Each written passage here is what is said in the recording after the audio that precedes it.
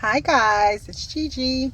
So, Real Housewives Beverly Hills Reunion 1. They did not come to play with Dorit. So, the episode starts out with drama. We see the text messages Kyle sent Dorit basically trying to silence her. That's what it is.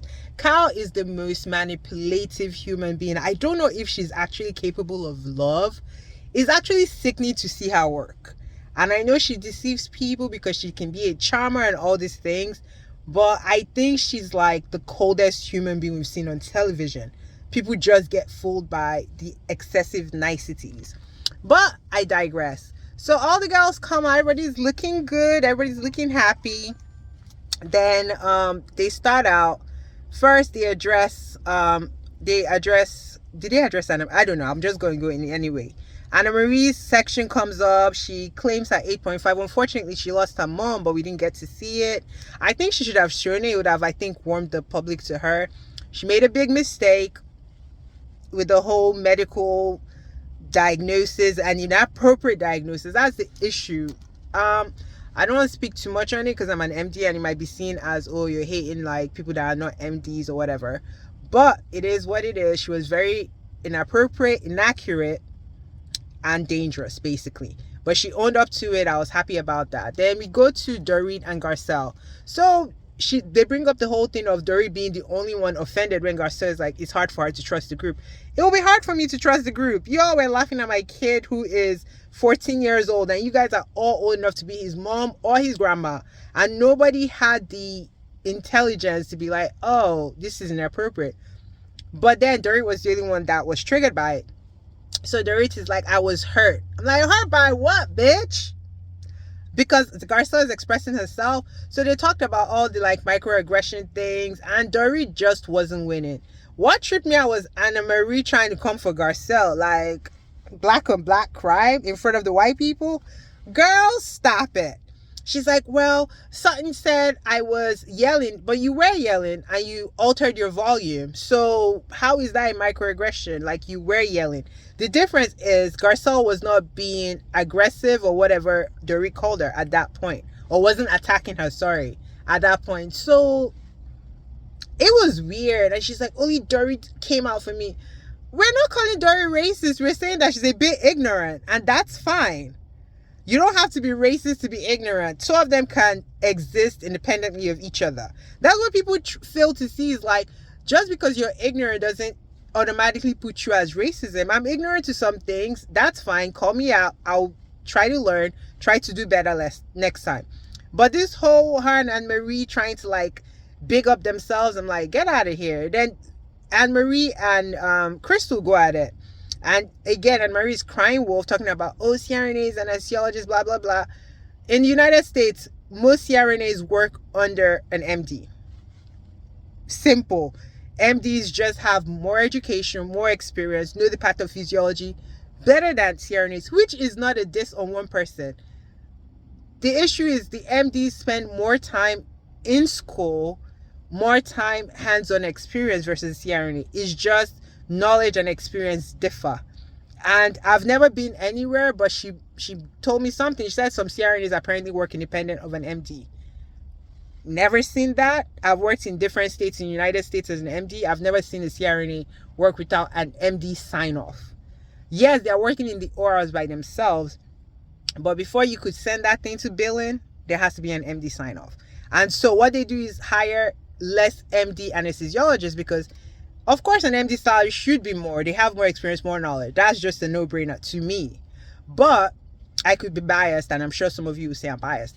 But I've never seen where a CRNA is doing a surgery where there's not an MD on the floor. There's actually, I live in the state of Texas, there's actually a lawsuit in Dallas where the CRNA is being sued because the patient ended up dying. And I don't want to go into details on it, but it does make a difference. Even me being a patient, like I'm biased on who I want to see me, and that's just my personal choice. And it's not like this. I have friends that are CRNAs, I have friends that are MPs that are super intelligent. It's not anybody's intelligent, lack of, or whatever. It's just what it is.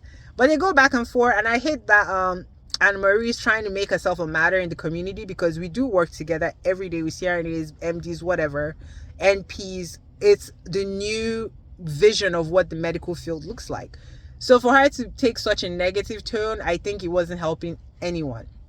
And Crystal, they're talking about, she called the ladies unintelligent or didn't have degrees. A lot of them on the stage did not have degrees. That's fair. Crystal did own up to some things, but it was just like Anne Marie wasn't doing herself any favors. They probe her about the esophagus. She apologizes, doesn't try to make sense of it because it didn't make sense, which I totally like.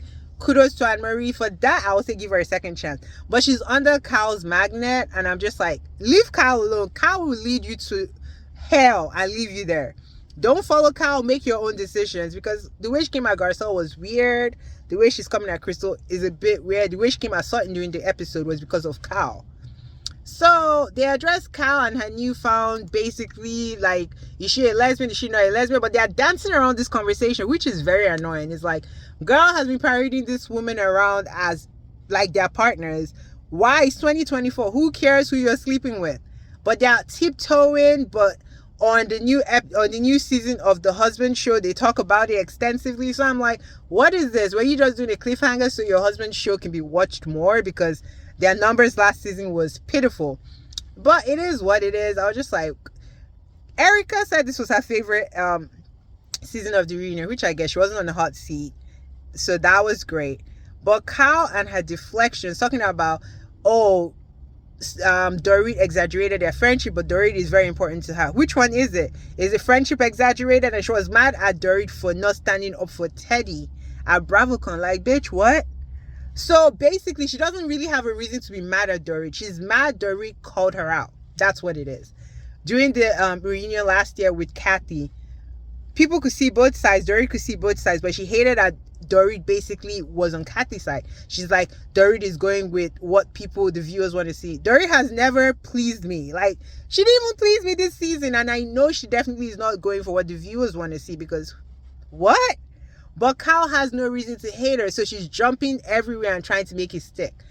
Unfortunately, Dorit was on the hot seat with Crystal with the child bride thing. Dorit has a lot to learn from the little things, but her and Kyle, I'm definitely on Dorit's side, because Dorit did not do anything wrong to that woman. She was just mad. Dorit didn't even take Kathy's side. Basically, Dorit did not kiss up to her and say, Kyle, you're 100% right. That was it. That was it. And Kyle cannot say that. So when she brought in Teddy, I was like, wait, what? But guys, I can't wait to see the next episode. She basically tries to justify her meanness to Sutton in the next episode, which is ridiculous. I don't know why Kathy is here. I guess we'll find out soon. But that was my review of the Real Housewives of Beverly Hills reunion. Dorit is definitely on the hot seat. Didn't see that coming, but here we are. They're again deviating from Kyle, who hid her storyline, who should be on the hot seat. This whole episode was basically Dorit getting her ass eaten. Yes, should Garcelle and Crystal have eaten Dorit's butt up? Yep.